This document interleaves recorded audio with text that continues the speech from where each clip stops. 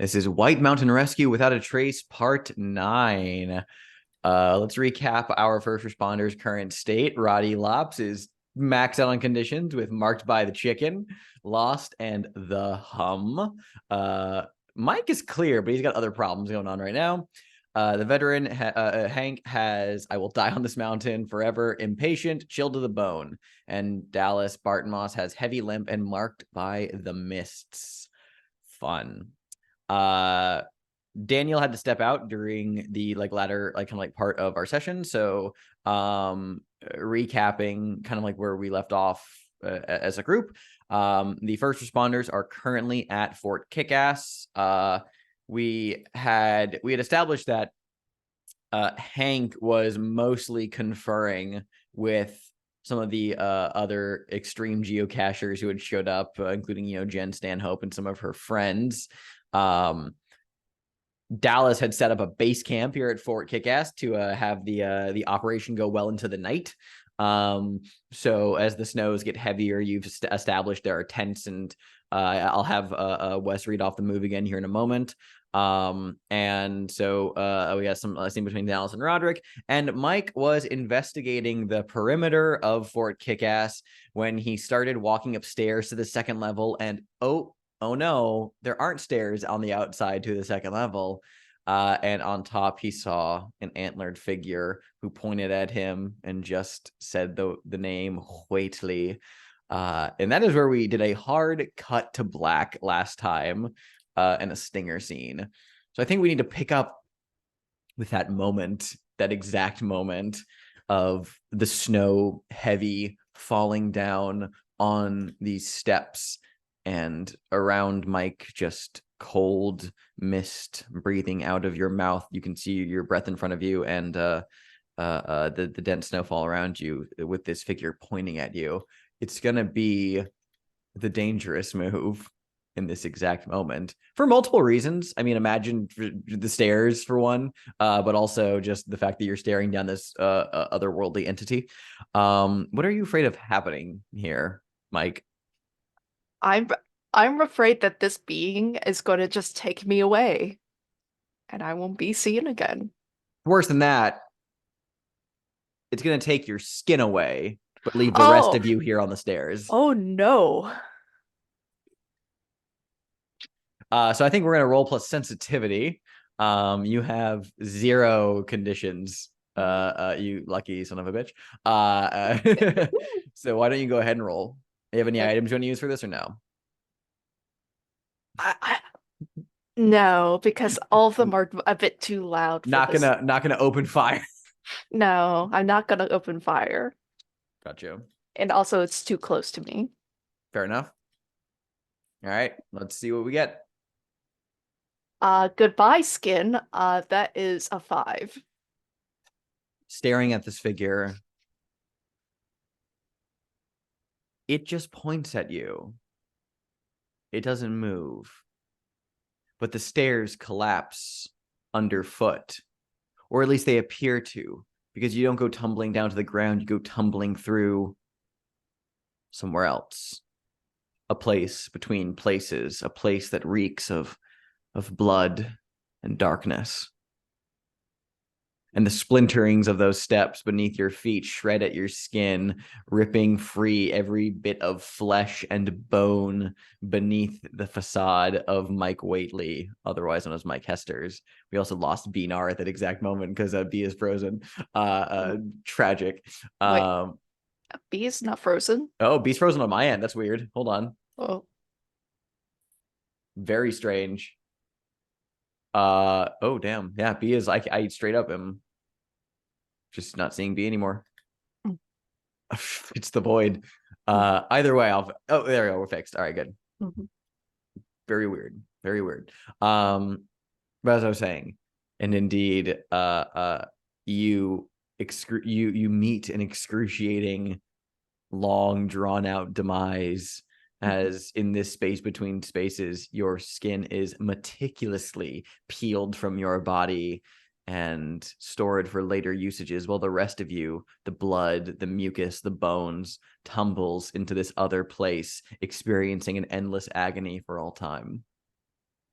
terrible. I would, You ever seen a Hellraiser? yeah. Yeah. I'm going to put on a Crown of the Forest to not Yeah. deal with this. Makes sense. In that case, we'll come back to you. Hank, you've been inside Fort Kickass with some of these geocachers, kind of speaking with them during the storm intensifies outside. What are you doing? Like, what's the conversation mostly been directed towards? I think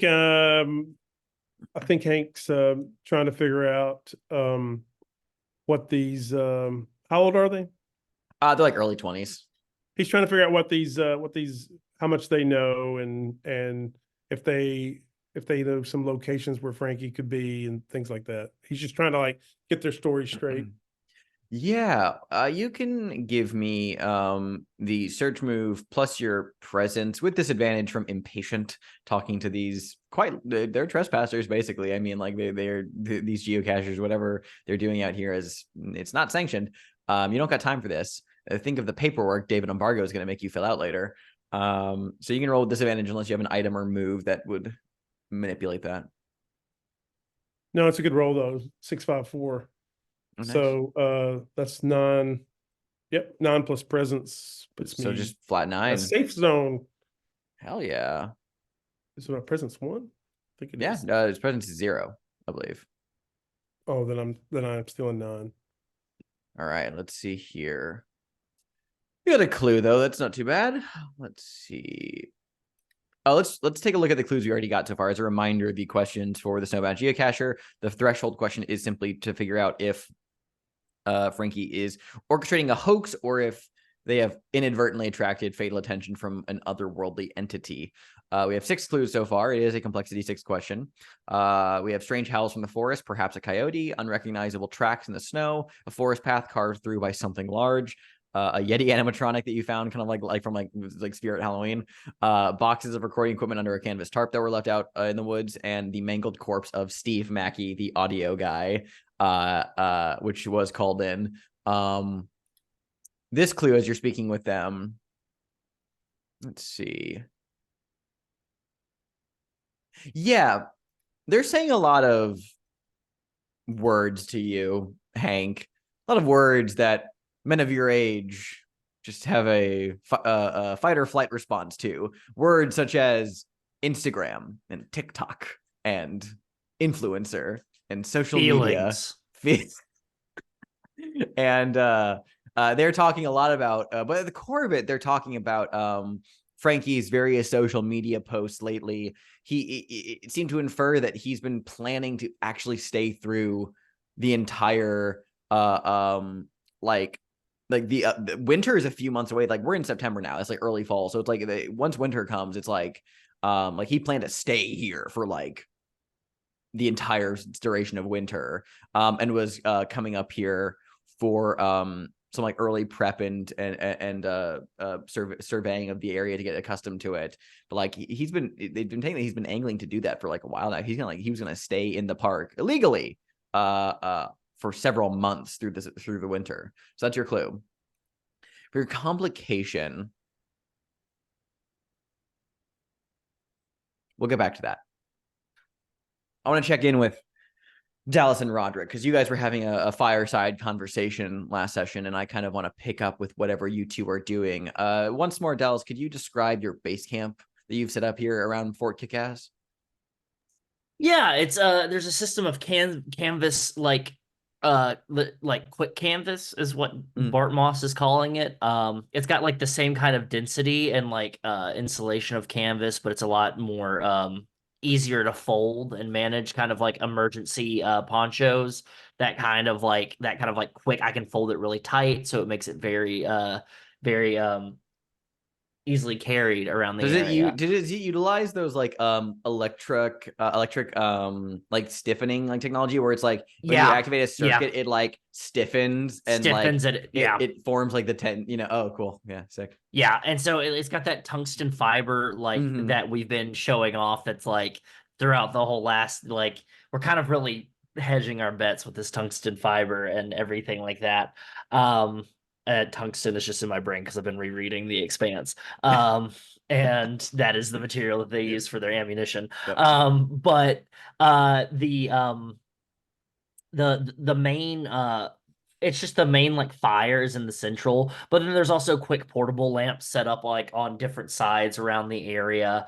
There's also just like a lot of like of that same kind of material, but made more so for like blanket style. So there's a little bit more insulation and padding in those, and they're not as foldable as the tent material, but they are still pretty useful. And Dallas has made coffee and everything. Imagine it's Twin Peaks. There's coffee. There's there's a couple portable French presses because Dallas prefers their coffee made God's chosen way, which is French press. So Incredible. there we go. Tell me a little bit about what's going on with Dallas and Rodrick. Well, I still have Hank Jr. So he didn't distract from Hank Sr.'s various investigations. Mm.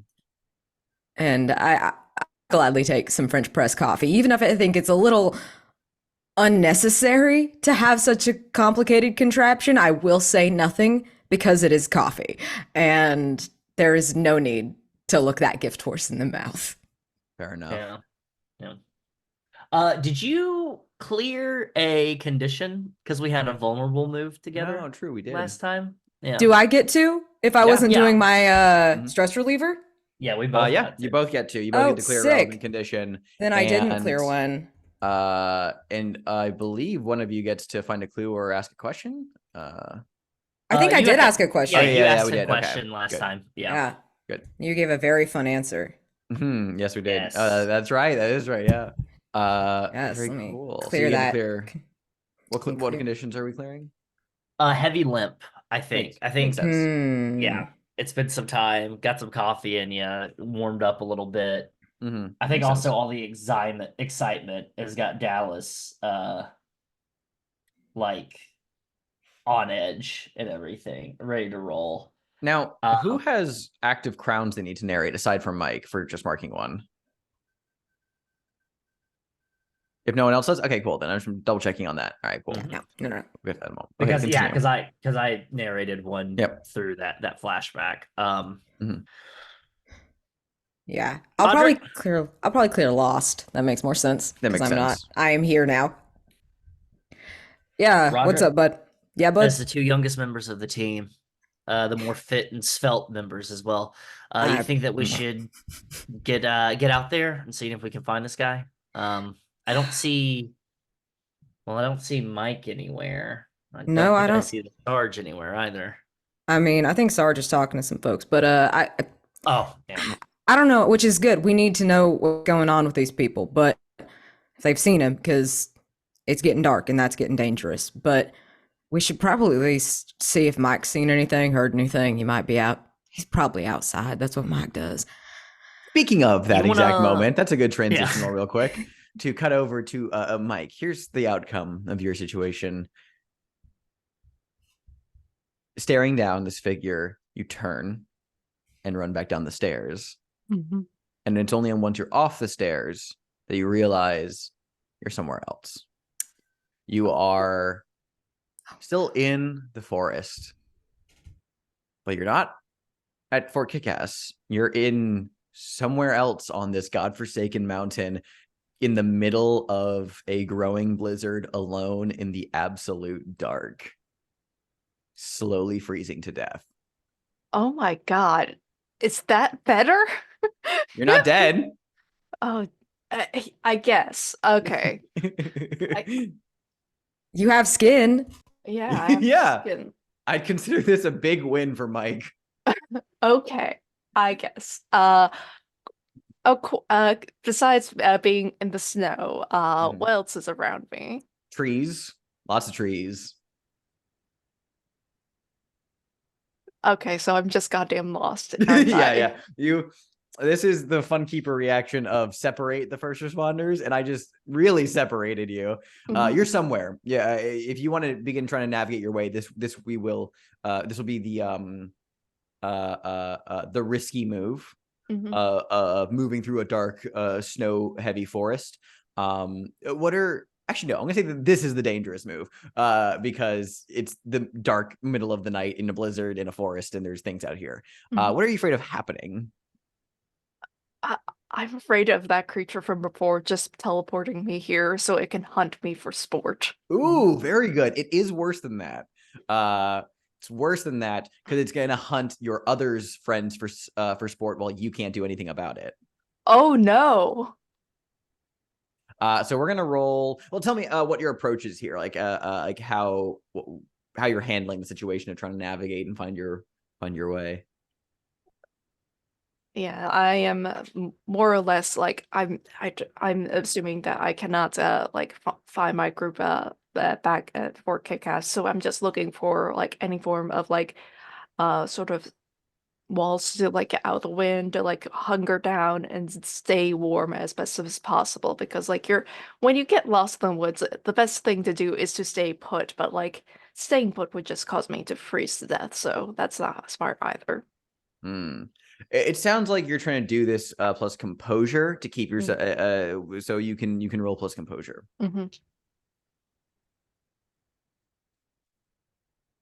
Okay, in regards to the woods, I'm great. That's a 12. Hey, fantastic.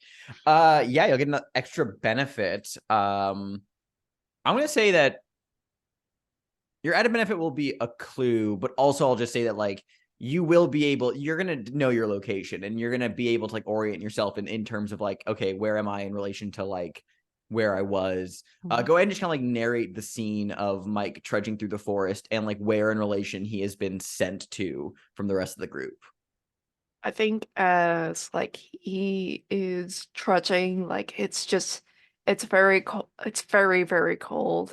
Like he's taking one step at a time to like trudging into like multiple feet of snow at this point. And I think like after a while, like he just suddenly just stands very still, and starts to listen to hear what's all around him. And I think he just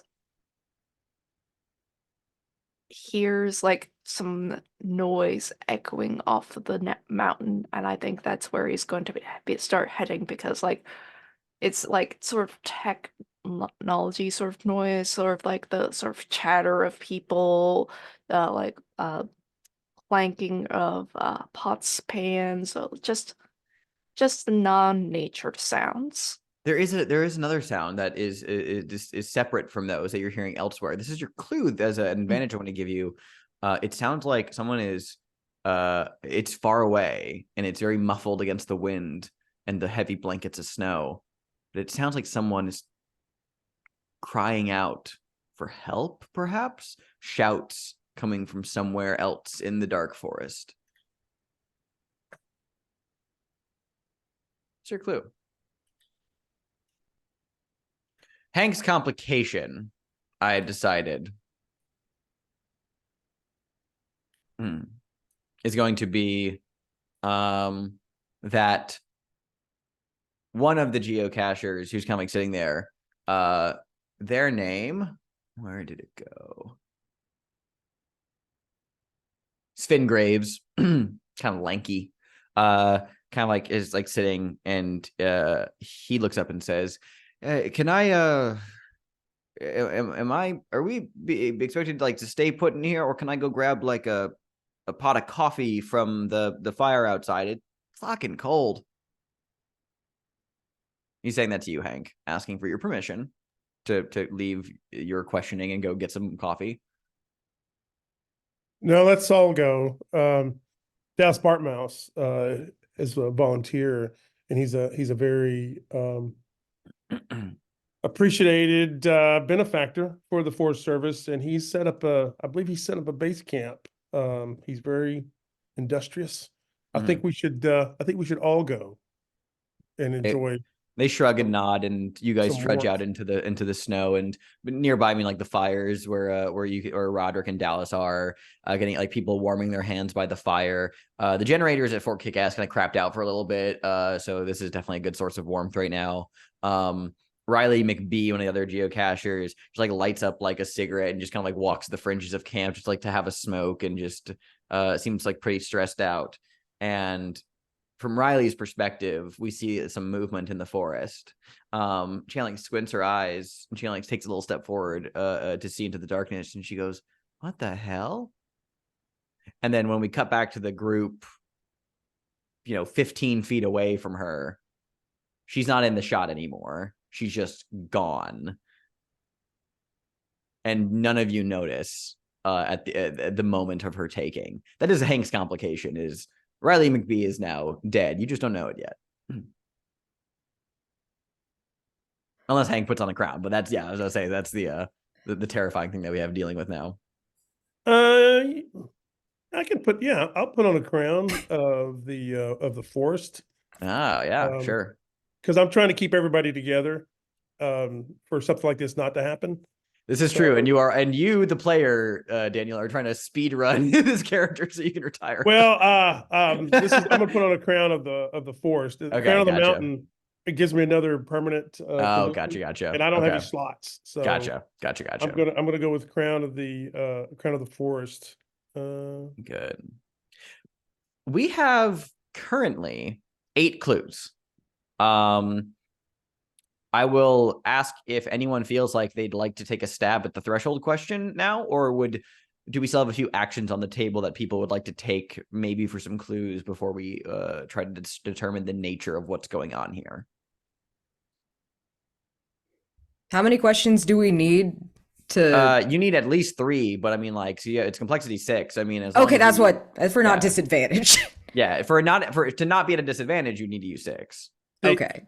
The problem with this question is that if we fail it, it's the opposite. It is yeah, because it's a threshold question. So if you get it wrong, if you say one thing, it will be the other. But the benefit to losing, this is one of my favorite things about CFB questions. The benefit to actually rolling a miss on threshold questions is it answers it, and you don't lose any of the clues because none of them are considered spent. So therefore, it's like, that way you can like go and swing. Yeah, that is the rule.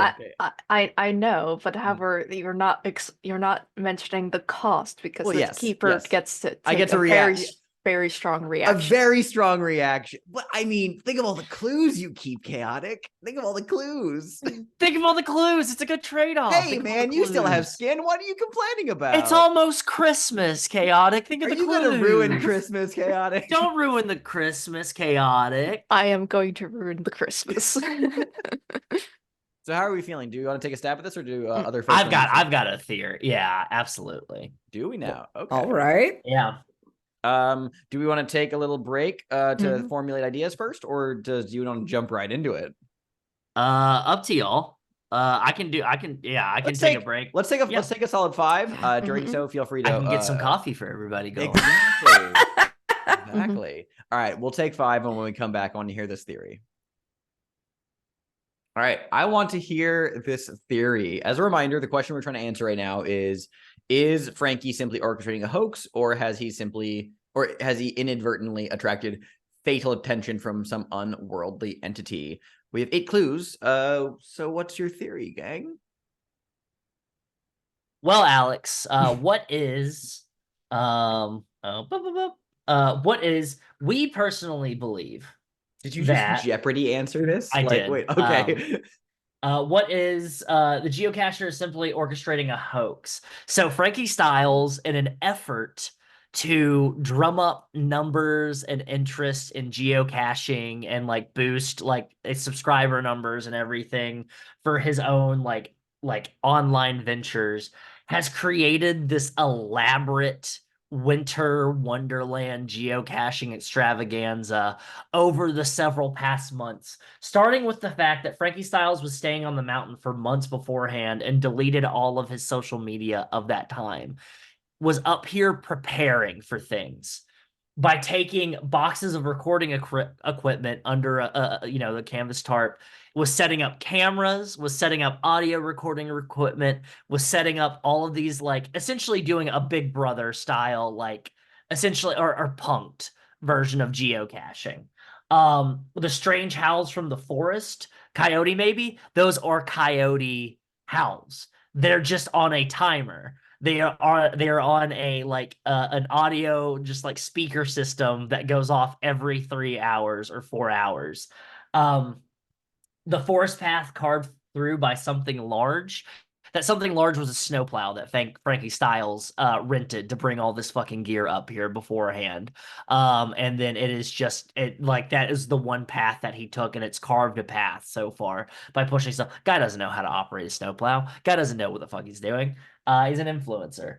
The Yeti animatronic is one of many animatronics that are set up on the mountain to elicit reactions from the people participating in the geocaching event.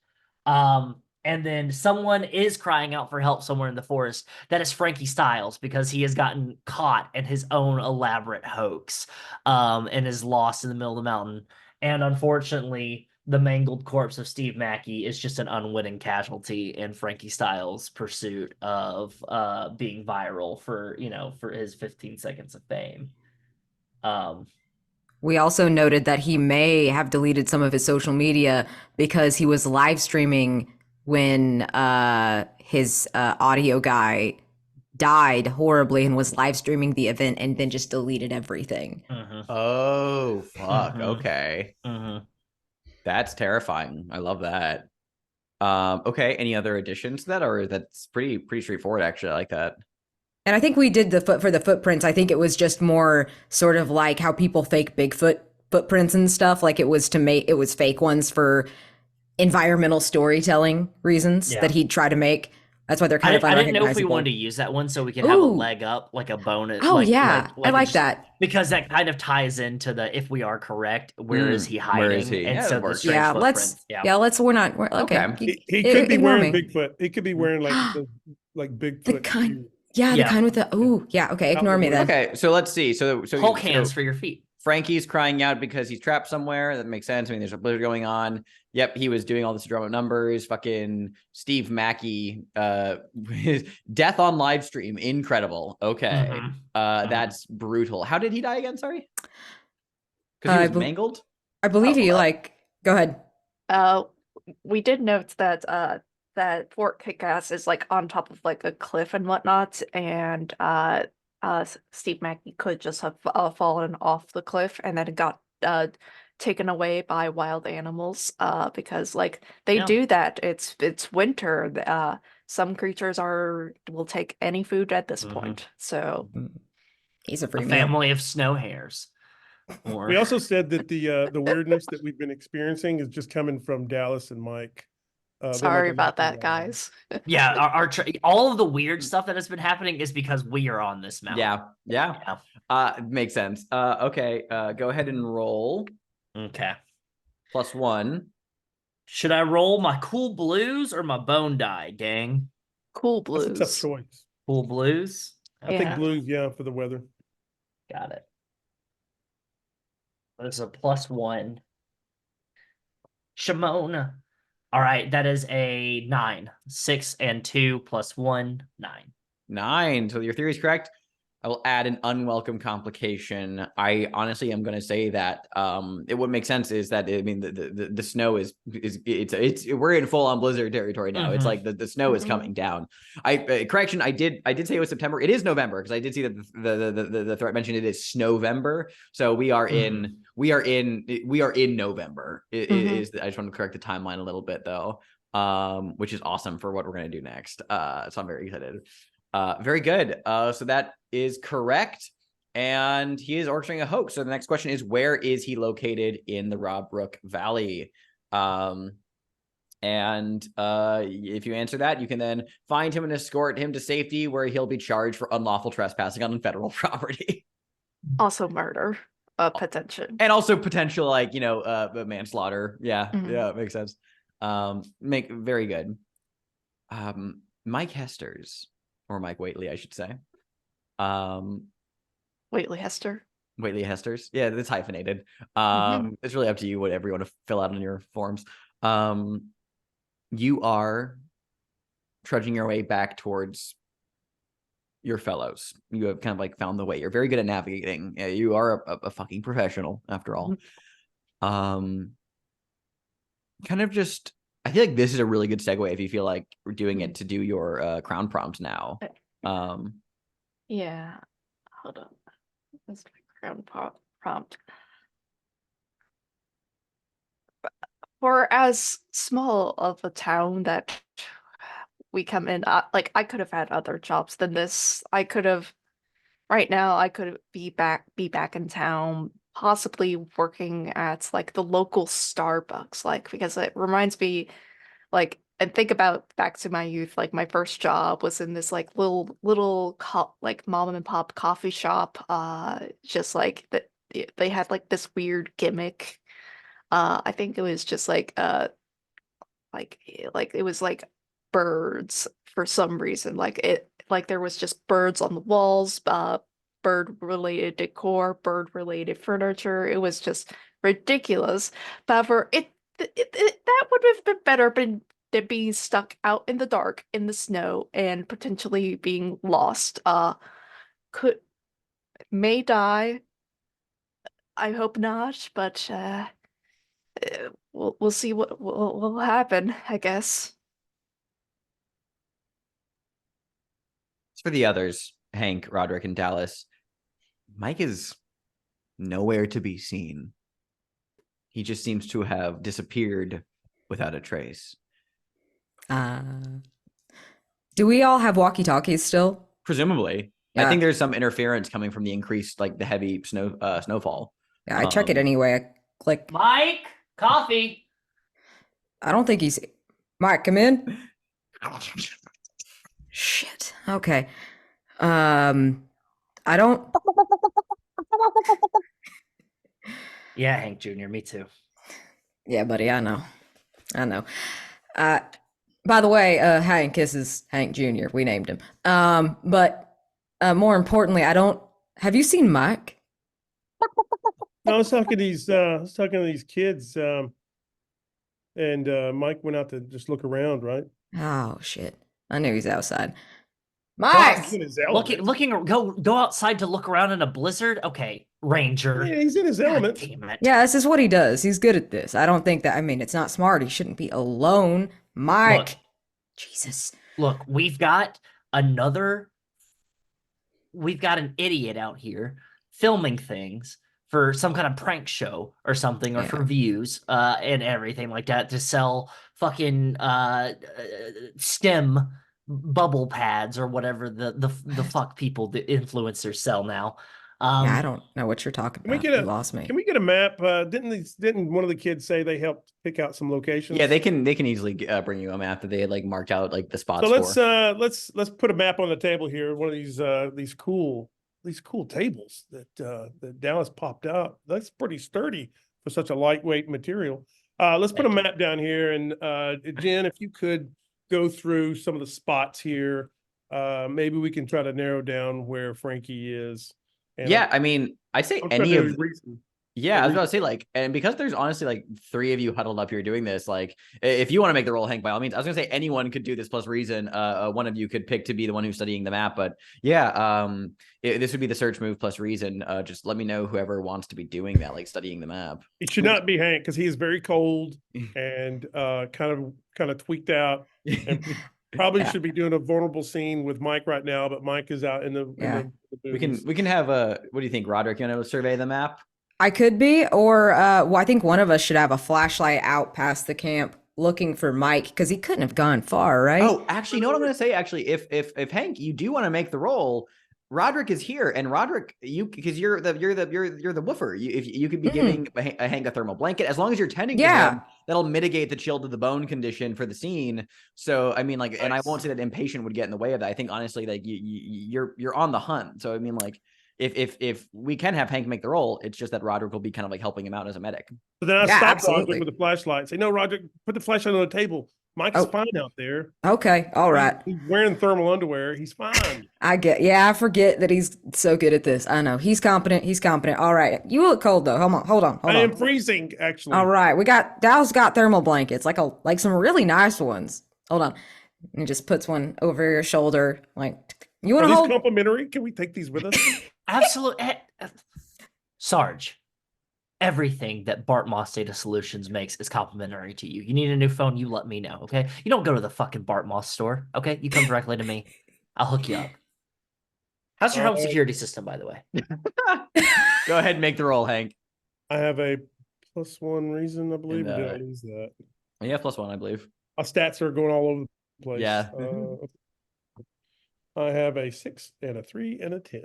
So smooth sailing in the tent. What did you mark for advantage? Nothing. You said a 6 and 6 and a 3. Oh, +1. Gotcha. Yeah. My bad, boy. I'm running out of things to hell mark unless I pull the gun out and point it at the map. Just spin the chamber and like shoot a spot on the map, and that's how Let's go you. there. That's where he is. It's professional stuff. I'm rolling with sensitivity. Real Dale Cooper moment, honestly. Fantastic. You'll get a clue. Let's see what we got here. Thank you for the blanket, Roddy. I can think now. Thank Dallas. I just got it out. Just glad we have him. Shit. You want to hold Hank Jr.? He's got a lot of body warm, you know? You're muted, Daniel. No, I'm all good. All right. They're kind of explaining various different spots they kind of surveyed. And funny enough, this is a regular clue, but it sure does just sound like a bit of a mountain clue, but it's not. It's that they had mentioned Jen's pointing to like this one spot, and they mentioned that they had all these spots have like names, like they self-named them. They took interest in one of them because there was a stack of rocks that were just solid hunks of bronze that they found like kind of like arranged under the snow, that they found like were kind of cool. They looked a little creepy. They called it the medicine circle, a very culturally insensitive thing for them to call that. But that's what they named it on the map. So that's your clue. What is let's actually go back to Hank for a moment. Not Hank, sorry, Mike. Mike, so you're trudging back through the woods. Are you doing anything en route, or are you just determinedly like making your way to get back with the others? Determinedly make my way back to get with the others because presumably Mike assumes that he's being hunted by monsters. I'm gonna do a weird reaction I've never really done before, and that's kind of like a reaction that's gonna force you to make the search move. Which I've never done something like this before, but I kind of like want to set the scene of like, let's paint the scene, everybody, for Mike. What are the whispers in the wind saying to Mike Hestors just out of earshot?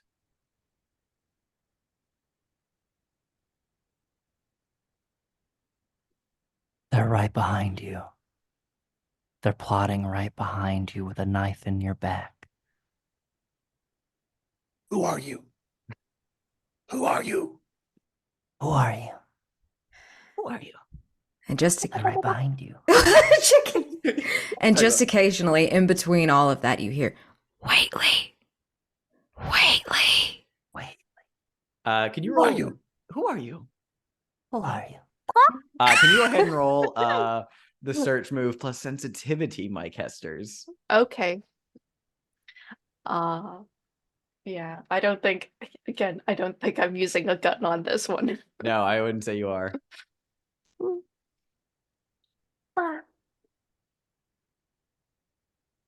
Again, my dice are all over the place, but yeah, that's a 6. It's a 6. Okay. Even with a +2, goddamn, wow. Yeah, it's a 3 and a 1. On a 6. On a 6, I'm gonna give you a condition. The whispers. They're kind of overwhelming.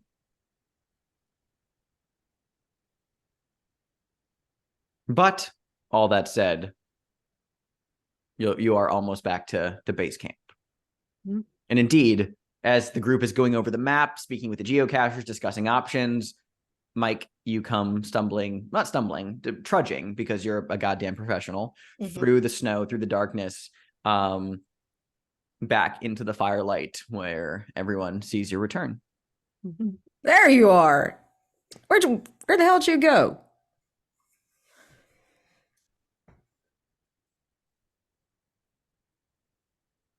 Elsewhere. That is so specific. Elsewhere, wow, not vague at all. Did you find anything? No. All right. Okay. Are you okay? You Not gonna bite- really. Like, do you come here? Come here. Do you want me to look you over? Are you good? Like, Physically, yes. well, I can't help otherwise. I'm sorry about that one. I'm not licensed. He wants to kill you. I'm gonna pull Mike over and like knock the snow off of him because Mhm. he seems like me. Mhm. When somebody says, "Are you all right?" the answer is like no. So I'm pulling Mike over to a part of the tent, and I'm putting like coffee in his thermos. Mhm. I'm putting some Dallas coffee into your thermos, and I'm like really looking into your eyes, and I'm like, Mike, we got to snap out of this. Oh my God. Come on, Mike, we got to snap out of this. Can we have a vulnerable scene? Yeah, you can do these at best. Yeah, you're allowed to do vulnerable scenes at base camp. Yeah. It's this mountain is out to get me. Maybe, but it's not out to get Frankie Styles. We have to find Frankie Styles. I'm starting to think the weird shit out here it's following us, not Frankie. We got to get these kids out of here. Yes. It's not them, it's us. We got to get them out of here. We got to get this kid out. We got to get Frankie out so we can hold him accountable for the wrongful death of Stephen H. Mackey. But then we got to get these other kids out of here. Yeah, but we can't really do anything right now. Like it's in the middle of the night. It's dark. It's snowing. We just gotta get out of the woods, and then we can get back up to the ridge where the vehicles are. We're not that.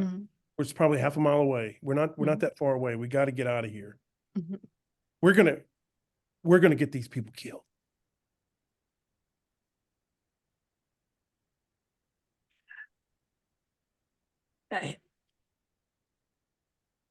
It's mostly just after me. Really, I'm convinced of that. Well, I'm freezing my ass off. And if it wasn't for that Dallas Bartmoss and these freaking warm ass blankets, I'd probably be in hypothermia by now. Whatever's following you, I'm just too cold, and I'm just freaked out. We got to get out of here. But we got to be cool, Mike. Maybe. I just. You look like you're so cold. Snap out of it, man. I don't trust Dallas. Dallas just saved my life. But come on. Drink your coffee and put on a heat blanket. All right. And like I think like I'm like there is like some little chair that like I get effectively put into timeout effectively. So I'm just sipping my coffee in the corner. I think Hank turns around kind of like squinty eyed and like points at one of the kids and is like, you know, and come with me. And we're going out into the snow. I think we were doing Mike's Vice. Sorry, stress reliever. Yeah, go ahead. So first of all, both of you can clear conditions, which means, hey, nice, the whispers fade away. Same with Hank. And yeah, do you want to find a clue or talk about the past? Talk about the past, please. I believe that's Hank is allowed to ask you. Is that the all right? So my question, like I'm telling one of the kids to get like suited up, probably Flynn. I'm telling Flynn to get suited up, back in his snow gear, and so then I remember something that Mike said while he's drinking his coffee. I walk over and I said, "What do you mean? Wait a minute. What's following you?" I don't I don't know. No, what is uh, it? You're not talking about the weather. What is following you out here in these woods? Did you see them? It was, again, you know about the stairs. No, the stairs are just some art project, Hmm. some This art ma- installation. It's not, I mean, we're just, The mountain is haunted. I don't know it- about all that, Mike. Uh, a couple of weeks ago, I received a package. Sort of like it's sort of like some files. And apparently, I'm adopted. I don't know. It baffles me why people would send that, because like that really doesn't make a huge difference in my life. But however, the monsters on this mountain know I'm adopted, and I don't know why that's important. And it's so confusing, and I'm very stressed. If it was and- folders, right? You said somebody sent you a packet of folders. Uh, That means it's got did David you- embargo all over it. No. I said Was it in triplicate? I said folders, but like it was digital files. I don't know what those are. Quit Yes, I know talking. you don't know what those are. So that's why I used folders. But however, I think Dallas sent them. Because like, who else has the technology? I just think you're barking up the wrong tree, Mike. You just got to pull it together, man. But Dallas you- is Dallas have is here for us. okay, but have you ever heard of the last name Waitley before? No, I mean, wait a minute. No, Okay. Well, it's apparently important to this mountain, and I don't know why. let's just here. If this makes you feel better, when we get out of here, if we get out of here and we don't lose any of these people, let's just go to the library in town and look it up and you know, genealogy records, and that'll settle you down. Okay. All right. Okay. What is going on with Rodrick Lopps? What are you planning to do? Or what are you doing right now? Yeah. Well, if I see Hank wanting to take one of these kids out there, I am absolutely not going to let him do that by himself. Not right now. Holy shit. I am going with you. I might tell one of the kids, I might actually hand off the chicken to one of the other kids who are staying here instead of taking it out into the blizzard. Or Dallas, if you're staying here, or Mike, if you're staying here. One of you, someone should stay with these fucking kids so they don't get murdered or whatever, or God forbid go freeze to death trying to find us. But I'm definitely, obviously I'm not going to go bother Hank and Mike, but yeah, exactly. I think I'm not going to go bother them right now, but I might pass this chicken off to whoever's staying at the camp. But I do go and check with, who was it that Hank was gonna go, Hank told to get dressed. Flynn, I'm gonna Yeah. see if he can take me to this that circle, that medicine circle. All right. And I'm like, Bronze stones. yeah, Flynn, don't go with just Hank. All right, you wait for me. I'm gonna come with you. I don't care what he says. Yeah, I'll stay around here. I'll make sure everybody stays in the area. No wandering off unless you work for U.S. Forest Services, okay? Very good. All If I see right. any green and yellow patches on you fuckers, I mean, people, No, you can call them fuckers right now. It's all right, Dallas. Mike, do you need soup or anything? I've got a very nice wild cremini mushroom soup in there that is just to die for. We have some truffle salt in there. I've When got a did little you bit have of the time oil. to do all this? How What is do you think I do at home? make Prepare- soup? Yes, I prepare fine soups. I am a... It's not important right now. Finding that Mr. Styles is more important than this. We just learned a new hobby that it just makes artisanal soups in his just in their free time. I love this. Oh my God. Soups? Yeah. If both of you were staying here, one of you take Hank Jr. Whoever wants to hold the chicken. Mike needs Hank Jr. Okay, All I've right. got to do things. Mike needs to calm down a little bit. You've been wandering out in the Mhm. snow. Mike, just put them under your jacket like this. Like they're very warm. Chickens are. They got a lot of body heat. I'm going to say that Rodrick and Hank, you two are going off with Flynn. I'll actually ask the both of you to make the risky move plus vitality, just for the sake of moving through a blizzard. Yes. What are each of you afraid of?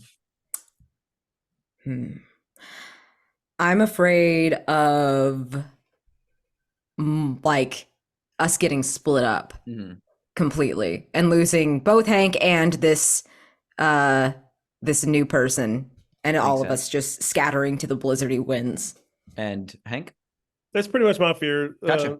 Losing Flynn after, after telling Mike we got to get these people out of here. Hank, you have disadvantage from I will die on this mountain. Oh no. Do I have any You flat thing roll going through. on? Fabulous. Because I got me an 11. Nice. I am going to use Dave Bargo's personal cell phone number. Yeah.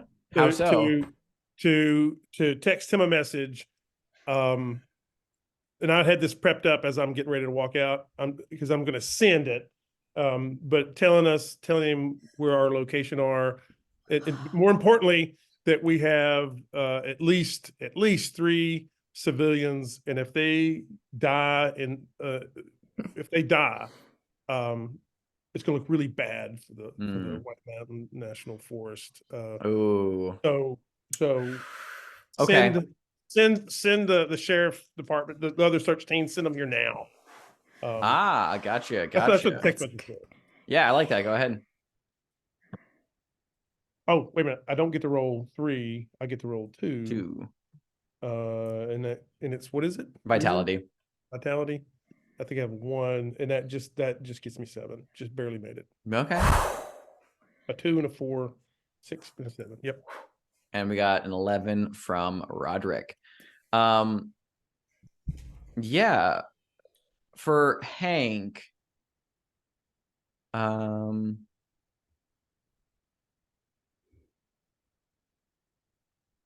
just gonna say that I'll come back to that for a complication. But I will tell you, Rodrick, if you did mark a crown, which we do have the rescue crown still active, the Crown of Frost as a freebie out there, that will bring you to a 12, and you'll get a bonus clue as your advantage for that if you want to do that. Absolutely. As cool. long as everyone's cool with me marking the crown for the mystery or the rescue, fabulous, because I want to hear everyone's answer. Of Frost. Each first responder narrates a flashback to a moment they were extremely cold. This is fantastic. Well, in that case, B, go ahead and just narrate this scene cinematically of the 3 of you trudging through the blizzard to go out to this site. I will narrate a clue you find at some point as well. I think as Hank, Rodrick, and Flynn leave the camp, we pan out to see just the extent of this blizzard. It is blinding. You can barely see 5 feet in front of you. But luckily, Flynn seems to be a pretty good tracker's not the correct word, but they're a good navigator. And they remember this straight line to this, at least to Rodrick and probably to Hank, unsettling pile of bronze stones. And Rodrick is bringing up the back so he can keep an eye on Hank and Flynn to make sure they're in his sight line. And it is slow going. We're trudging, but it is very determined. It's very, very methodical. There's a reflective bit of light that catches your eye, and it's a laminated ski trail map that just kind of seems to blown in the wind and is stuck in just a bit of snow. That is the clue, is a laminated ski trail map that you find. That's been kind of left out here. See, that gives you a 3rd clue. Very good.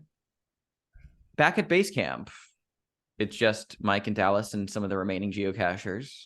What's going on there? Dallas sits down right in front of Mike with more coffee. Drink up. You Mhm. gotta stay warm.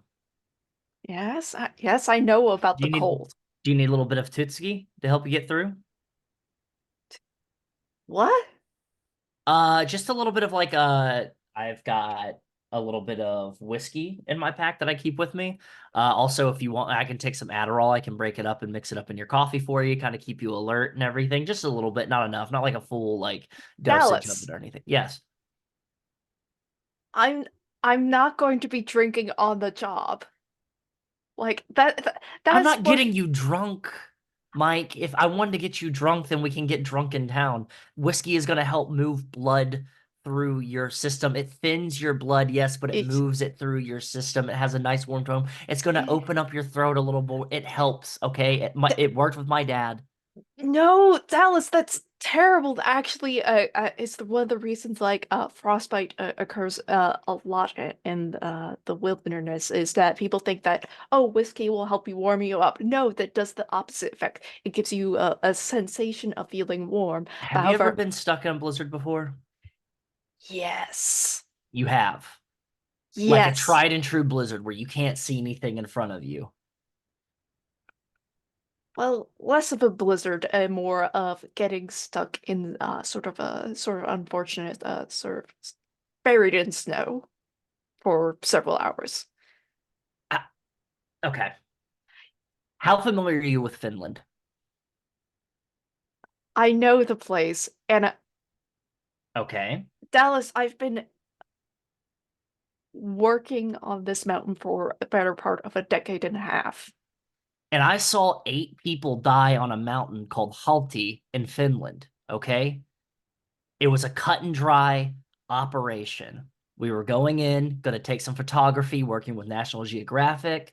We were going to put some cameras in there just to get, uninvasive. And we got stuck up there.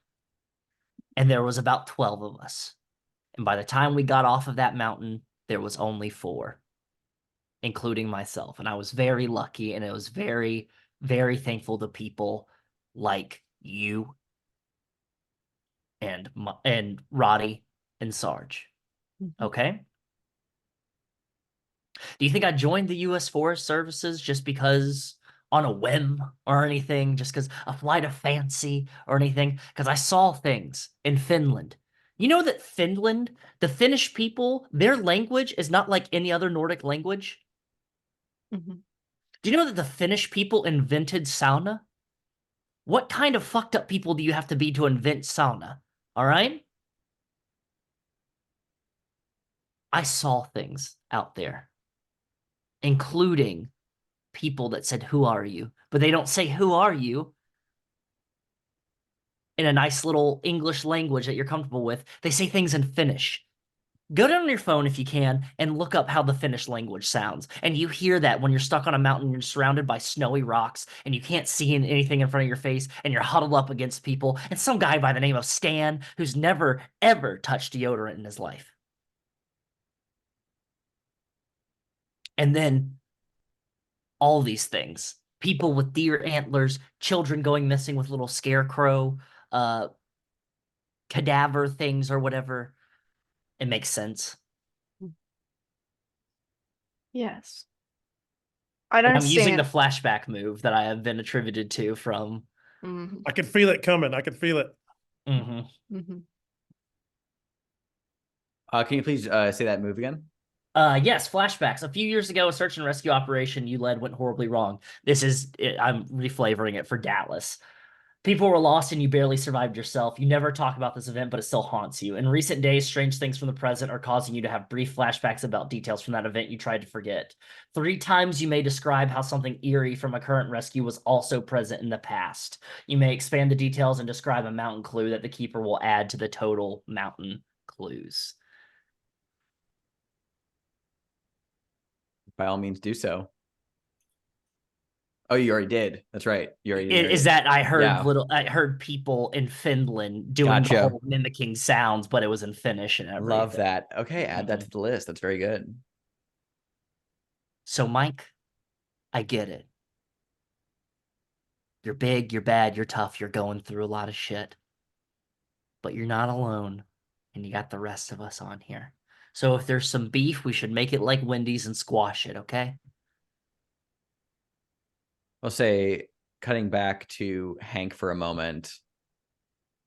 I'm just gonna give you a condition again, I think, as your reaction, unfortunately. But how are you feeling, Hank? I think he's struggling. I think he's like determined, but struggling as the snow's picked up, as B described it. He's just like struggling to get through the snow. It's just getting deeper. Yeah. Just say, give you the condition, buried alive. But sure enough, Flynn leads you guys out to this spot on the map, or at least what he approximates in these weather conditions. Kind of bundle up, and he says, "I mean, it's hard to tell, but this is the spot. I'm pretty sure. Yeah. That's the tree line. That looks familiar. You can't see the rocks. I mean, they're probably buried under all the snow, but Yeah. Oh, it gets cold out here." Yeah, it was your friend bundled up when he went out? Do you think he would have been? Do you think he would have been prepared? Frankie would have been prepared. Yeah. Okay, well, at least that it might give us some more time. I'm yelling over at Roddy. Did Dallas give you any of these thermal goggles? Did they? Yeah. Okay. Yeah, actually, they're kind of Turn 'em wild. on. Turn them All on. You right. can see a little bit better. Hell yeah. All right. You stay close, Flynn. Sorry, I don't have any extra. Roddy, if you're using these goggles, feel free to do a search move plus your reason. Oh yeah. Using the thermal goggles that you can see through the heat and all that. That's pretty sick. That's sick. Thank you for the reminder. I have 0 reason, so it's just a flat. But no disadvantage, yeah. oh my god, an 11. Hell yeah. These dice love me today. Yeah. I'm going to roll really bad next. Yes. Let's see what you spot with the thermal goggles, though. Yeah. Kind of like scanning the heavily obscured part of the forest here. Let's see. There's a good few number of these.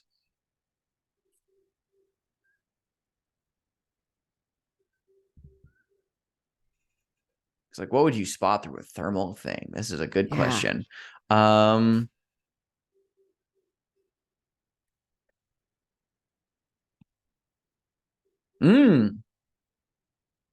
There's a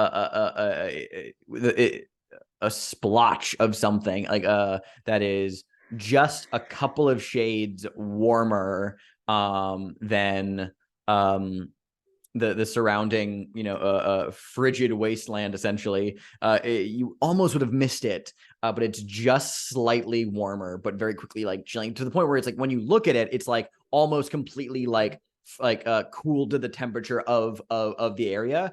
And when you kind of like look over to go see what that is, there is a spatter of some fresh blood that has just finished going from hot to cold.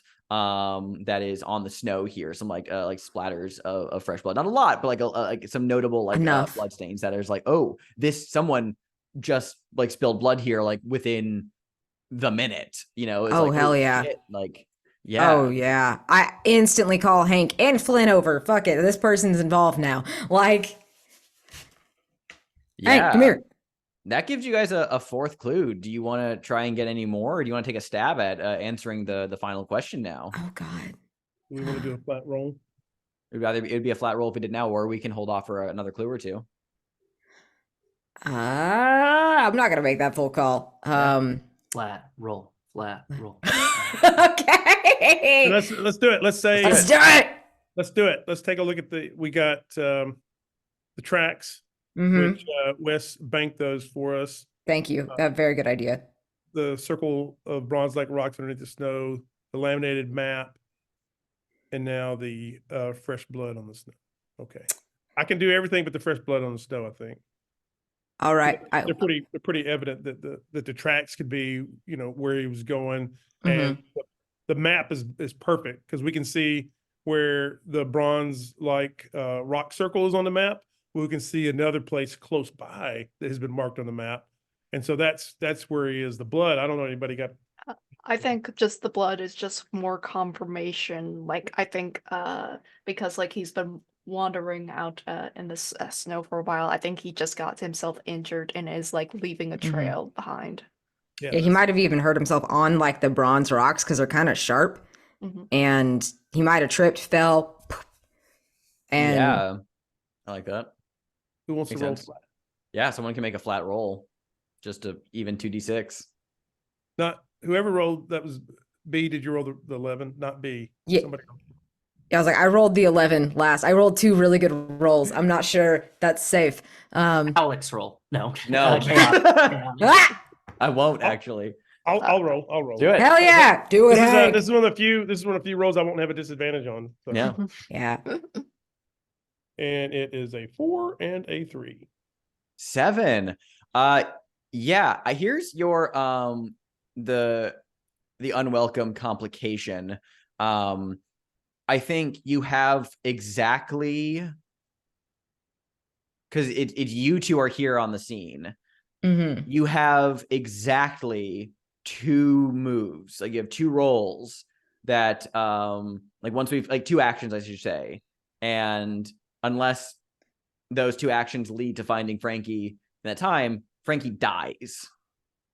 Oh shit. All right. So there's 2 things that we can do, gang. Mhm. Everybody can put on a crown and we can bump that up, or we can just bank on those 2 rolls being good, and if not, then we can just put a crown for those on. And I leave that up to the group. Well, I know Daniel's plans for Hank won't mind putting on a crown. Also, but also I don't mind if Frankie. It might be better if Frankie does die because he's just gonna go I to will say, jail. I will say, just I think what I'm going to rule is that if Frankie dies in this rescue operation, there is no rationalization move that can be made after this, because I mean, there's nothing really to rationalize. It's like it is basically going to be like he dies, and so no one gets to clear conditions before. Yeah. All so right. Yeah. You effectively failed as your job. So, Ooh. let's use the mask then. So up Yeah. to you. if you guys are okay with it. I'm okay with it. What about you, Chaotic? I'm okay with it. I have I'm okay with it as well. I've got a All decent right, everyone, bank. burn some masks. Love it. Or crowns. Yeah, burn some crowns. In Burn that some case, crowns. then We invest the mask. we invest. Yes, in, we're yes, investing. We're investing. We're smart. We're smart. Fucking, of course, Dallas starts a fucking like cryptocurrency called Janus. And it's just like, What? you invoke the Janus mask. It's a between joke. Oh, jeez. You invest in the Janus mask. Anyway, okay, then in that case, you'll bump it up and it is flat. So just honestly, I'd like everyone to just contribute details to how Hank and Rodrick find Frankie Styles, and then also kind of just and then I'd say then Chaotic and Wes, you can provide details for how this operation comes to a close as he is escorted back and charged for trespassing on federal property and all the other shit and manslaughter essentially and negligence and all that. So Yeah. go ahead and just narrate the conclusion to the snowbound geocacher. All right. Daniel, you want to go first? Yeah, I'll take us out there. I'll get us through the snow. But every once in a while, Hank will like go to a knee or even like slip and roll over to his side. Flynn helps him back up, and Roddy's got the flashlight, and we keep following these trails of blood, and we see we finally, when we find him, he's like in the fetal position, and he's like adding direct pressure where he was like impaled by a tree branch or something. And the light's shining in his eyes, and he looks kind of relieved and scared at the same time.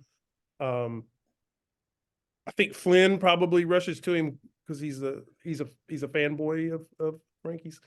And Hank just leans against a tree trying to catch his breath. I think Rodrick actually makes sure Hank is okay before he goes to this other guy, because frankly, as soon as he sees the other guy's alive and not like and aware, but just to make sure we don't lose an actual Forest Service member that Rodrick cares about, he rushes over to Frankie and gets him up, and you know, gets one of those fun little thermal blankets Dallas got us, like a little pack, you know, like a pack, puts it around him. Make sure the bleeding isn't somewhere that's like actually arterial or anything, something that isn't bleeding a lot. Clearly it's bleeding quite a bit, but not enough to kill you when we go back to camp. If so, obviously he will take care of that. But a lot of it is very calm, comforting in the way that a professional who knows how to handle a bad situation is comforting. And assures Frankie, like, we're going to get you back to camp. We're going to get you warm. We're going to make sure you're okay. Just, come on, can you walk? You know, the basics, making sure he's aware, he can walk, he's not that injured, and then starts herding like a husky dog Hank and Frankie and Flynn back to the warmth of camp.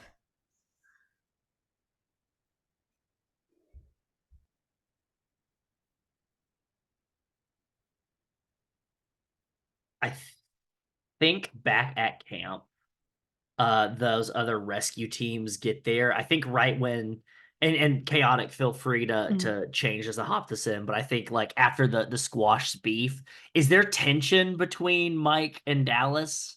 Because we just found out that Mike thinks that Dallas, who correctly sent that information and everything, and Dallas, I think, is like being very intense. I think we see the rest of the people in this camp being like, should we? Yeah, like I imagine like as like I think the tension it breaks like when other like rescuers and whatnot start to arrive on scene. Like I think it's still dark outside, like, but it's still like I think it's past midnight at this point. Like it's See cold. the red and blues Yeah. just reflecting off the snow and Mhm. everything off the mountainside. Yeah, I think cut glances of like Dallas like helping out with like moving, like breaking down camp, moving people to other authorities and everything, and just like sharp cutting glances like across the way over at Mike, and just being like, it's gonna happen sometime sooner or later.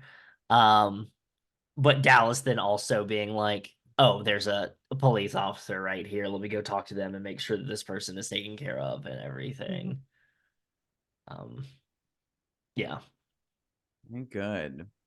Any last wrap up to throw in there, or is that the snowbound geocacher? I think that's it. All right, very good. Let's go to the rationalization move. There's less to rationalize on this case, mostly just because the case wasn't inherently supernatural, but there were glimpses of weird things going on. And I'm going to say that I'm going to impose not like a special rule, just like a special kind of like framing bit of narrative here. Because you all experience weird things. And you all acknowledge those weird things are happening. Like we are past, especially Frank, we are past the point of just being like, something ain't real. But some people are like, no, clearly bad things are happening to this group. This is more so, I don't know, like I want you guys to kind of explain to me how you're mollifying those inner, kind of like senses of alarm, and what are you less so like rationalizing and more of just kind of like, I guess, suppressing at this point, like or just using to keep steady. And I don't know. I kind of want to hear how you guys think this rationalization move works, because you guys aren't really rationalizing anything, because this is coming to a head. I think we've got several of us feeling like there's something like Mike's word was haunting. Like there's something going on, and even something supernatural is going on. And even Hank thought that we brought the weirdness, not Frankie. So if I was trying to explain that to Dave Embargo, right? Like I think we're like the lightning rod, David. I think it's I don't know if we should be sent out into the woods anymore, because I think this weird stuff is like responding to us.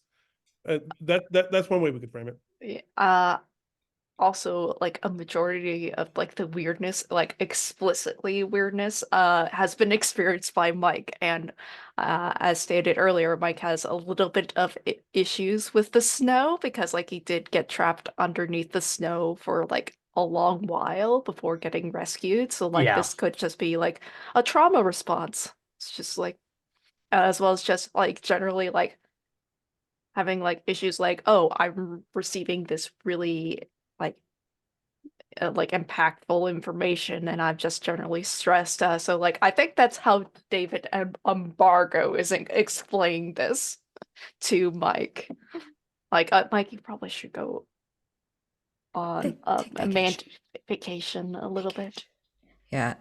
I think, because I mean, the shit Rodrick and Hank saw together with that bronze spire, I think Rodrick is just going to try to, this is a bad way to handle this, but he's going to try to not think about it. It's not a part of the report. It wasn't relevant. And only one person died and they weren't there.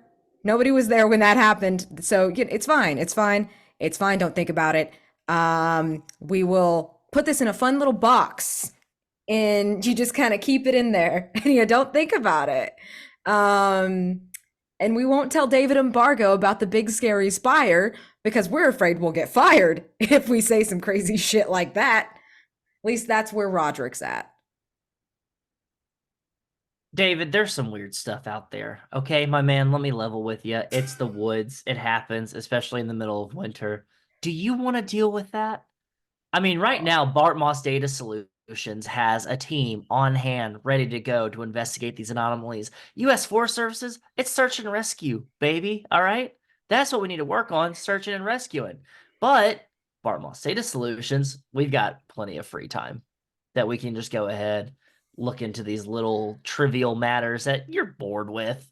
You got Deal or No Deal to watch, am I right? Game Show Network? You seem like a big GSN guy. I dabble in it every so often, but Mhm. let me ask you this, Dallas. You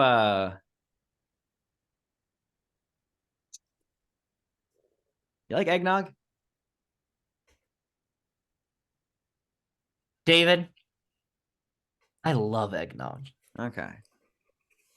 Well, I'll tell you what, Dallas. By the way, shame, Hank, that you're retiring because feels like you're really coming into your own with this whole operational business. And I don't know, yeah, if you weren't retiring to Orlando soon, I'd think that you were coming for my job. Pensacola.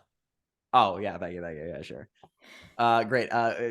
Hank, you can roll plus reason for the rationalization move since you have the highest reason. Do I dropped my reason to, Your reason should be a 1. and that's the highest? It's the highest. At a -1 reason, yes. Yeah. Okay. It's the highest. A 4 and a 6. Plus 1 is 11. Hey, the fabric of reality strengthens. Very good. Everyone may us. clear a condition. I'm no longer marked by the mist. Yeah. Yay! I'm getting rid of And the hum. we are going to go into a 10-minute break. And when we come back, we'll get to go to the out of the woods phase. Yay! But you won't get any scenes to benefit from. So, Oh. because we're starting the Night of Vertigo immediately. So get ready for Stephen King's The Mist when we come back from break. Yes. It is Christmas in Plymouth, New Hampshire. It's some time has passed, a couple of weeks. Everyone is getting to enjoy the holiday season. The small town and the surrounding environs are blanketed with snow. Main Street is bedecked with lights and trees and Christmas decorations all abound. And I'd like everybody to go around here and just paint the scene for your character. Give us a little narrative of holly jolly goodness. Of just narrate a it is Christmas Eve. It is the night before Christmas, and all through the town. I can't think of a rhyme on time, so we're just gonna jump right into it. But I'd like everyone to kind of like narrate a little scene of what your first responder is doing on this Christmas Eve. I know what Hank's doing. So Hank is at his ex-wife's house, Wendy, and their kids have all come in, and they brought their kids. I'm putting everybody in danger here. So Hank's grandkids are there, Hank's adult children are there, and their spouses, and so it's a whole bunch of people, and they're watching like some Christmas special on a big screen, while Hank and Wendy are in the kitchen, getting snacks for the kids, and their adult children are like wrangling the smaller kids because they're all excited about Christmas. And Wendy is trying to get Hank to dress up like Santa, and Hank's like, I don't think it fits. I don't think it fits anymore, Wendy. And so that's what we see that's what we see from Hank's perspective.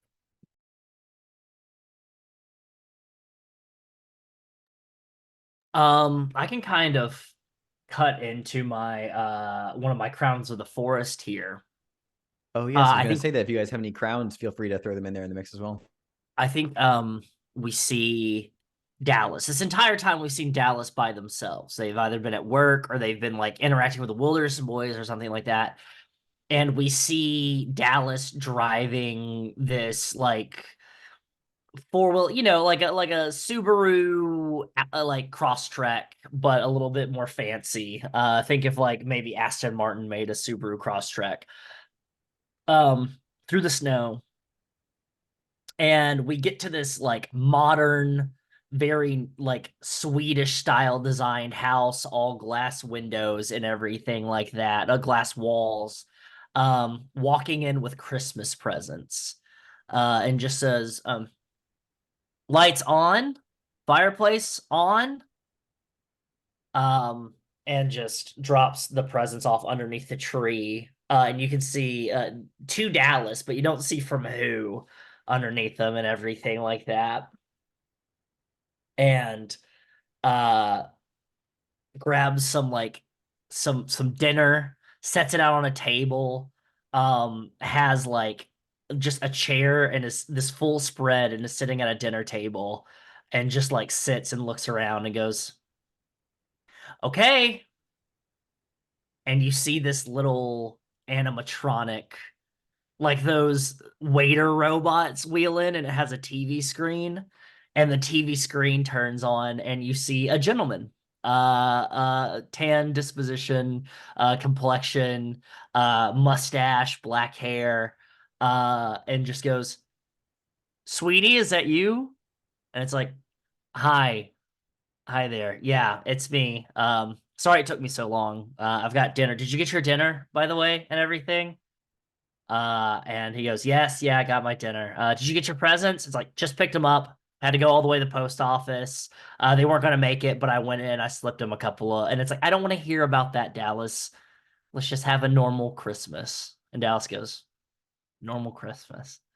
And that is my narrate a scene showing the status of my current romantic life.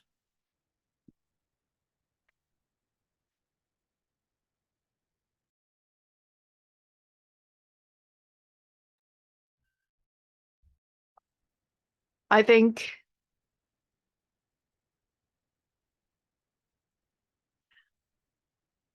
Mike Hestors, well, Mike Whately Hestors, is spending his Christmas, unfortunately, kind of by himself.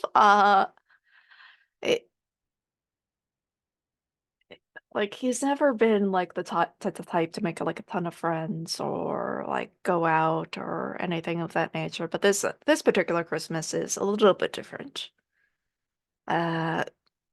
He did take up on sort of Hank's idea about going to the library to look up his genealogy reports, because like despite everything going on, and like just like it's being Christmas time, like they like the public service offices are still like open on Christmas, because like they're a public service. Like people need a place to like just stay warm during the holidays, just in case. Because like they offer more services than just books and internet resources. They are sort of a community center. Uh, it's particularly, I think, late at nights at this point, and like he's actually gone and just is helping out the librarians with returning books to their places just because like he really doesn't have anything better to do. He tried looking up Whately, and really it just led to dead ends. Like he think he found like a cousin out uh in Brindlewood Bay, but like they never answered their phone. It's rather unfortunate. It's like he's the last Whately, just like he's the last Hester alone.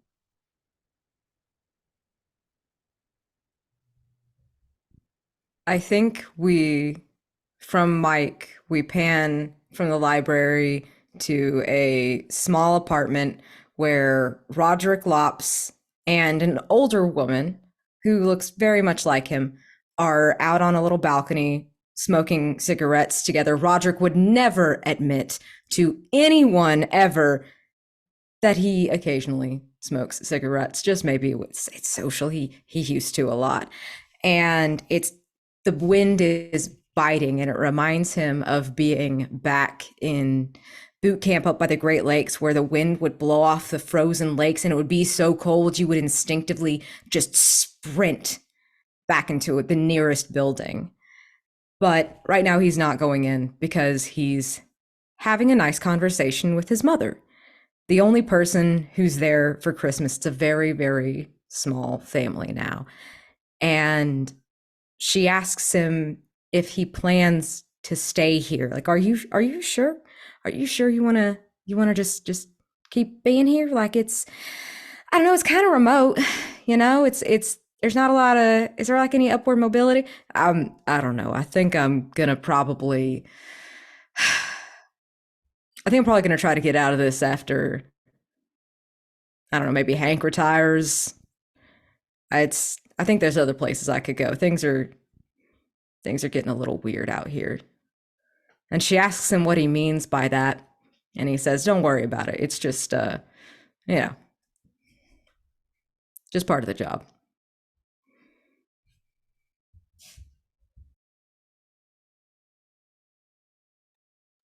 I would like to do- I would like the Wes. That was awesome working in a Crown, and I've got a good one for this in this situation. The Crown is the one. Why do you keep doing it despite all this weird stuff? Why do you keep doing it? And so Wendy takes a tray of like snacks, and she turns over and she said, you should do it for the kids. You should put on the soup for the kids. And Hank's like, no, I'm telling you, it won't fit, Wendy. I already checked. But we see his left hand go back and behind his jacket, and he feels like this the pistol to make sure it's there. He knows he can't put on a Santa suit with a firearm. And as she leaves, he looks out the window, and he can't see it because of the darkness, but he knows a White Mountains is out there. And if it was a daylight, you could see some of the mountains from here. And he knows that he has to like try to protect his family, and he can't retire until he knows that they're taken care of. We see several shots of Plymouth at Christmas time. A light snowfall in the air. And then the mists begin to slowly creep in. Not white, but a pallid green, a haze from another world that begins to seep out from the fringes of the surrounding wilderness and blankets Plymouth in this verdigris. At Hank's house, the television signal goes into wild snow as the signal seems to be interrupted by something. Children complain. They give the TV a good thumping, but the signal seems cut off. At Dallas's, their video chat freezes and then disconnects, the internet no longer showing as a connection. And God damn it, you invest very good money in that fiber optics that are now apparently not doing jack shit. Sports bars where lonely patrons drink or have a nice, quiet kind of evening with company also meet the same fate.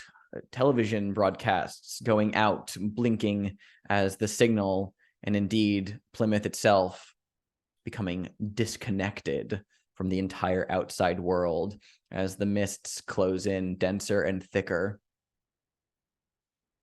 Elsewhere in Plymouth, we see a woman driving down a snowy suburban road, beams on high, and looking out through the green fog, trying in vain to make out the row of houses and squinting against it. And eventually she flicks her hazards on and just kind of like puts on the brake and just kind of like goes to a stop and just kind of like is at a loss and like looks at her GPS on her phone, the address, her destination, just a couple of blocks away, but then it begins to like show that she's disconnected and all the reception disappears. And then a shadow passes over her car. And she just kind of like looks up from the, like, you know, kind of like glances, the street lights coming through the green haze, tinted. She kind of like shrugs off, and then another shape. And this time she like rolls the window down and looks out into the cold air through the haze. And she doesn't see anything again. So she just puts her head back in, and as she rolls the window up, she kind of touches at the screen in vain, trying to get the signal to come back. And then ka-doom, something lands on the roof of her car, and she jumps. And something about the size of a turkey or something like that perched on her car just in the shadows. And then a needle-like proboscis stabs down through the roof as she screams and tries to escape. As she comes tumbling out of her vehicle into the snow as more of these turkey vulture-sized birds with long proboscises in the hazy shadow begin to swarm and flock nearby. Elsewhere in Plymouth, we see a young man walking back from a gas station at the edge of town. It is hazy, thick with this green fog, this mist, and as he's in his arm, he's got chips and beer and just an assortment of snacks and beverages. He's walking back to his car and unlocks it, begins to load it into the trunk. And when he closes it, kind of like looks through the mist at the tree line and goes to his car and turns his headlights on.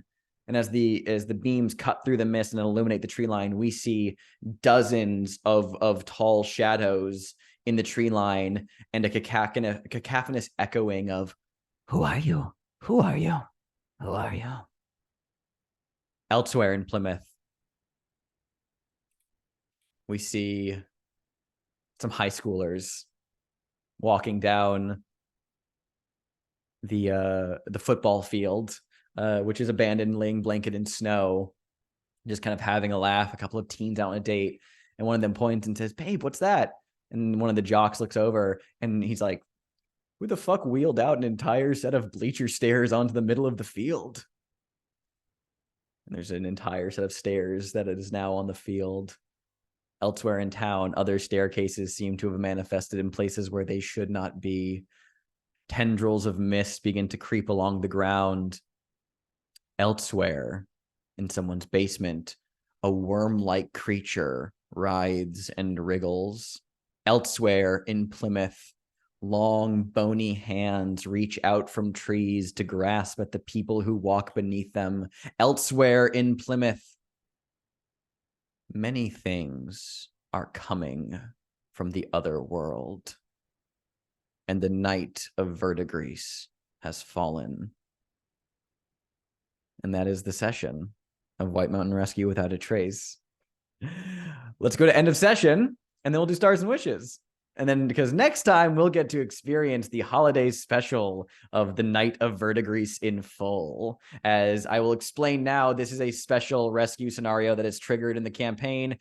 It has a question: how do we protect the town from the dangers in the mist? Complexity 8. You will hope you like Stephen King's The Mist, as I've said before. So we're going to be full in force on dealing with that. Yeah, let's go through the line here. I realize I did not remind people to do end of session questions at the very start of the session to mark new ones, but that's okay. Rodrick, did you admit your wilderness skills are lacking due to a past mistake? Nope. All right. Did you share a medical horror story? All right, then you get 1 point of experience from resolving a rescue. So you get an advance. A very good thing to get an advance right before this. Mike, did you impress the others with your wilderness skills? I wouldn't say I would impress anyone. I did have impressive wilderness skills, but not impress anyone. Did you primarily talk in single word phrases? During for A good part of the session, yes, yeah. yeah. All right, I'll give it to you. So you get 2 points of experience. Hell yeah. Hank, your your bar's already filled. Did you already mark the advancements? Oh no, you must have given me Oh, that's right. Yes. Give me one when I was I gone. meant to tell you. I totally forgot. You advanced last session, by the way. So, because you had gotten a point from a thing. So yeah, take an advance. But also, did you admit that you were in over your head? Yeah, to Mike. Did you show other members, the younger members, that you still got it? Did I? Did they? Did he? Younger members? Do we feel like Hank showed that off they still got it this session? Even I think through adversity and like clearly showing like slowing down, but he still pushed through and like did it. I think that's the thing is like, because more so than like Dallas, because Dallas, was like, I'll go out there. Like, why is Hank going out there? And Hank's like, I'll go. Me and Roddy will go out there and find Frankie. So yeah, I take think 3. You get 3 extra. You get 3 points. There you go. And I think between now and then I'll come up with a custom move. Oh, I love that. That's great. And for Dallas, did you flaunt your wealth? Yes, with the base camp. Yes. And did you impress the others with your wilderness skills? Did I impress the others with my wilderness skills? I don't think you had a chance this time. I mean, were you Your soup impressed by skills. all of the he made good soup, but were you also impressed by like all of the like survival gear that he had at base camp and all that? Like Yeah. He knows how to use it. Yeah. Yeah, and I think the fact that the thermal blankets saved like 2 people's asses. True, yeah. I think that counts. So you take 3 from, because you also resolved rescue. Nice. All right, I advanced. Hell yeah, take those advances. I thought about doing a custom move, but I think I'm going to up an ability modifier. Very instead. good. All right. Well, unless anyone has any other crown prompts that they'd like to do right now. No? All right, then let's go to stars and wishes, everybody.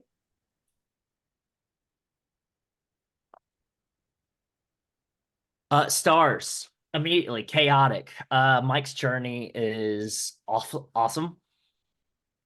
And I think you're playing it really well of this person coming to terms with what's going on in their life. I think that is it's a hard thing to play. And so I think you're doing a fantastic job with that. And I can't wait to see what more comes of that.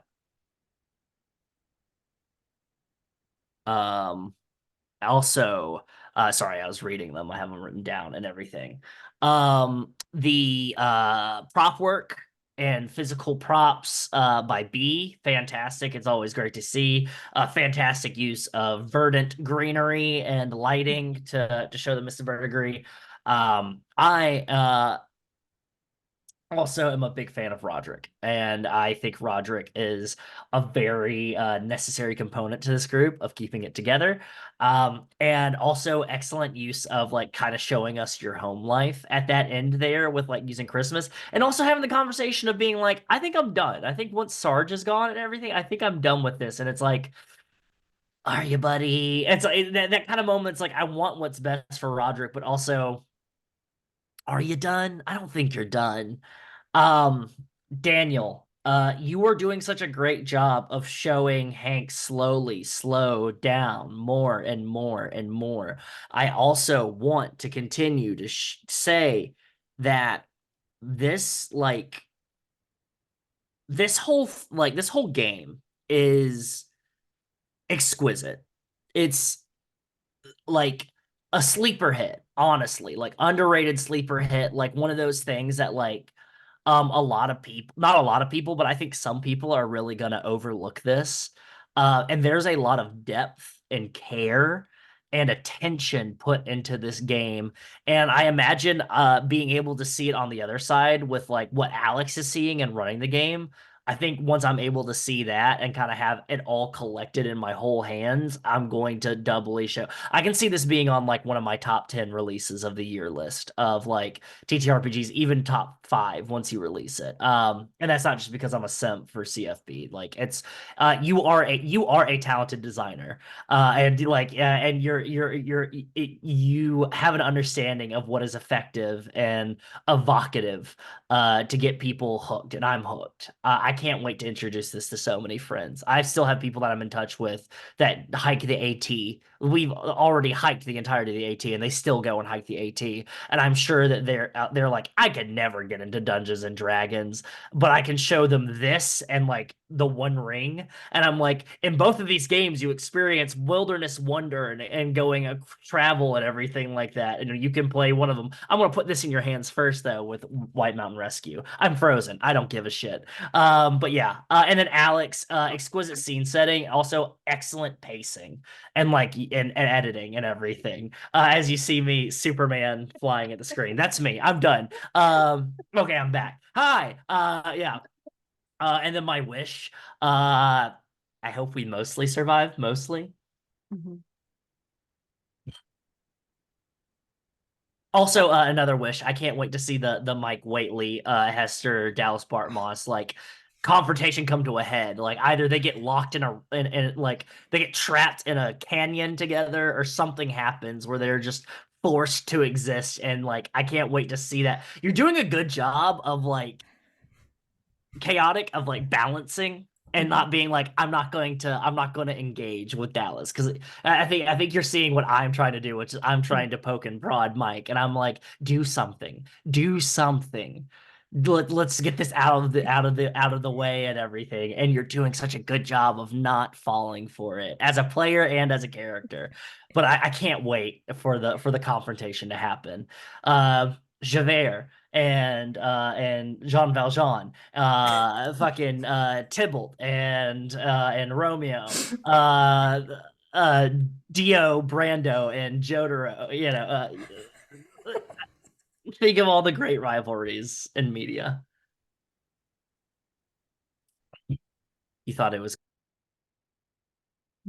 Oh my God. Absolutely. Were you gonna go chaotic?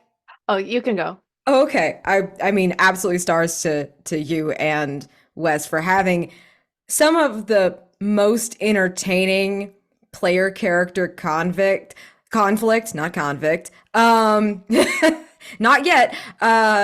It's very fun to watch you two balance PvP with actually like doing the rescues and stuff. It's very entertaining, and I think it's beautiful. I cannot wait for it to come to a head.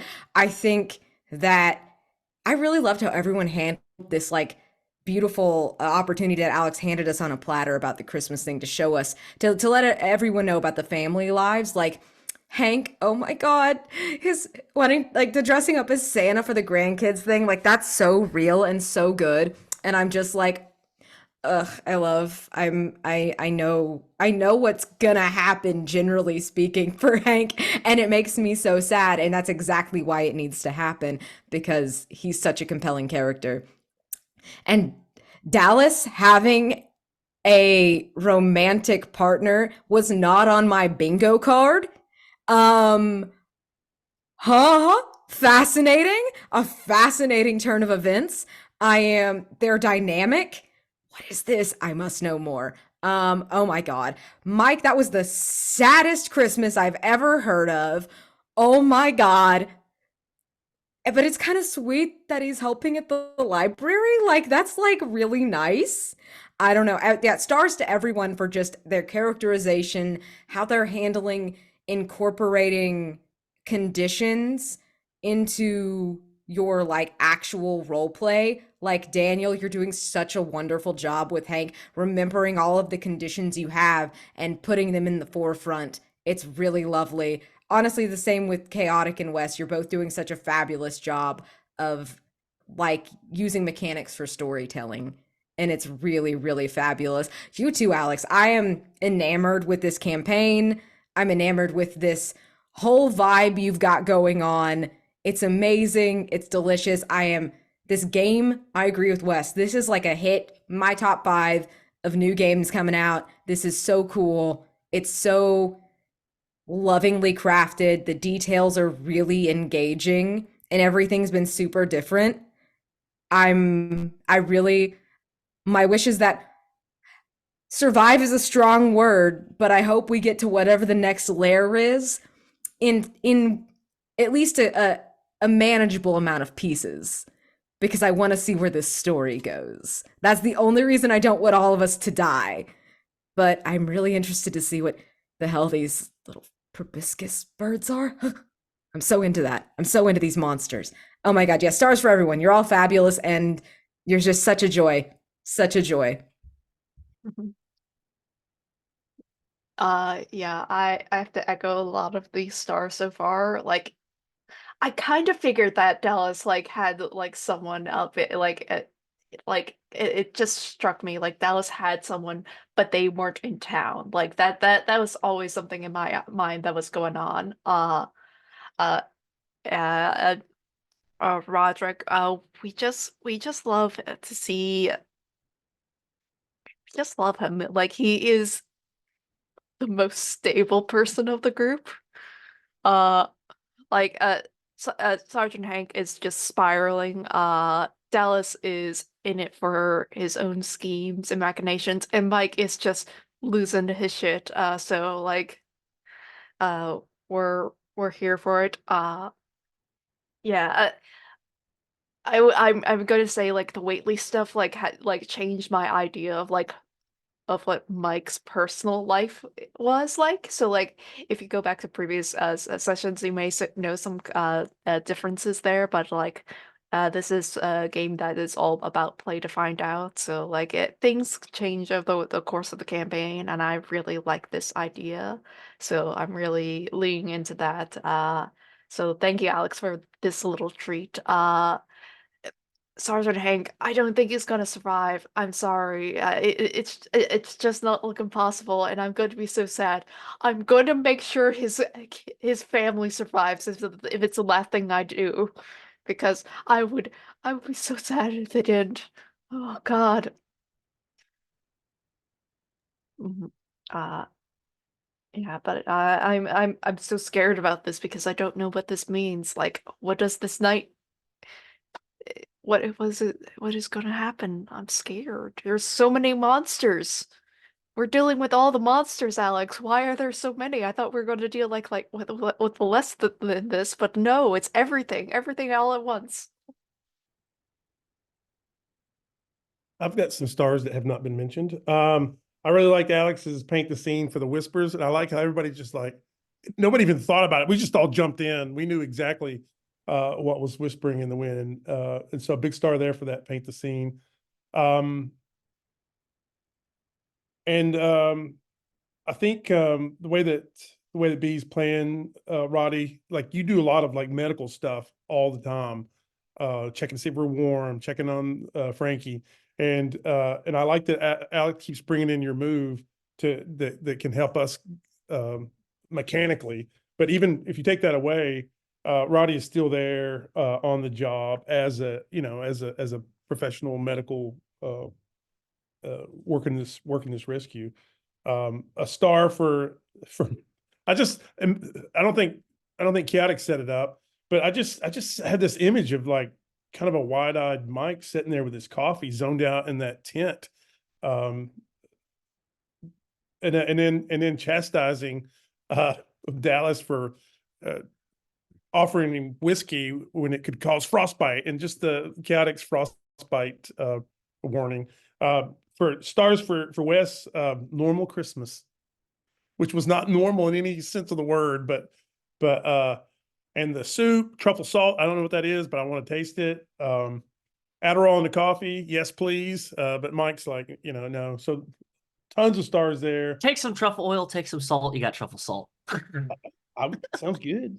Do you need soup? So there's just so many things going on in this one, and I'm not gonna lie to you. Hank is in a tight spot because he's got all these conditions that he can't remove, and whenever he rolls, they affect every one of his rolls. And so I've got no equipment to mark. So yeah, Hank's in a tight spot. He's got a few masks left, but it's not looking good. Yeah, I'll just throw there that this was a really fun session, getting to conclude with a mundane danger for the Blizzard. I was extremely curious to see which option you guys were going to roll with, and the fact that you guys went with the hoax was very interesting, because it then turned into this whole narrative about we are the ones bringing the weird stuff we are the ones putting these people in danger. So that was very fun. Really enjoyed that. There was a lot of fun role play in general. I really enjoyed the tension between Mike and Dallas, the ongoing tension, but it really coming to a head, especially with Mike confiding in Hank about the fact that he thinks that Dallas has something to do with all of this, or involved with him at least. That was really good. Good idea looking out for the chicken. Don't forget that you can add the chicken, Hank, to your inventory now, because you survived the scenario with it. As promised, as your personal items, your gear. Let's see what other stars. I really enjoyed the paint the scene prompts everyone gave for their Christmas things. I was over the moon when because I didn't realize until this session that I was like, because I forgot that we were in November technically. I thought we were like earlier. So when I remembered, oh, we're in November, I then realized, oh, the next thing we're doing is the Night of Verdigris. Oh, I can set the Night of Verdigris during Christmas. That's actually really fun. So this is also a star to Daniel as a designer, because the Night of Verdigris could come up, wherever that fourth layer of the campaign gets unlocked. Ours just so happened to get unlocked during a winter time. So the fact that our night gets to happen as like a Christmas, Eve horror, that's a lot of fun, because also it's falling around exactly the holiday time for us in real life. So that's very perfect. But in another game entirely, that could be something that happens during the summer. And I don't know, I like the flexibility of the design there, of this coming into play in many different ways. That was very, very fun. Yeah, I loved everyone's narrations, as I already said. Wish-wise, I am looking forward to more vulnerable moves, because even though it's about to be really dangerous, you all can still do vulnerable moves, because it is the Out of the Woods phase, so you're able to be vulnerable with one another. Maybe we see some reconciliation between Hank and Wendy before Hank is shuffled out the door. Who knows? Let's get real sad about it. A lot of possibility. I'm very excited to see people's stuff in action for the Night of Verdigris, because this is going to be a very different, very, very dangerous, more dangerous than usual, and very action packed. So I'm excited for that. Are there any stars or any other stars or wishes? Just to note for audiences at home, Hank is 3 crowns away from the Mountain Crown. Mike and Rodrick are not that far behind. We're 4 crowns away. So, which I didn't realize until Chaotic pointed it out. Things are about to get spicy. Yeah, so far Dallas is fine. Like Dallas is at 6 crowns. So their machinations. I will laugh my ass off if Dallas is the only survivor of this entire game. Yeah. But we'll get a nice plaque and obelisk up on the mountain for you all. It's poetic. I'll give you Hank Jr. in my will. Perfect. I'm excited. And we're 4 mountain clues away from the finale of the game. 4 more mountain clues, and we trigger the mountain rescue for the campaign finale. Yeah. Because we're at 11 clues once we hit 15. End game. So we're speeding towards the conclusion. This is great. So I'm looking forward to that. Awesome. Anything else? Then wave goodbye to the camera.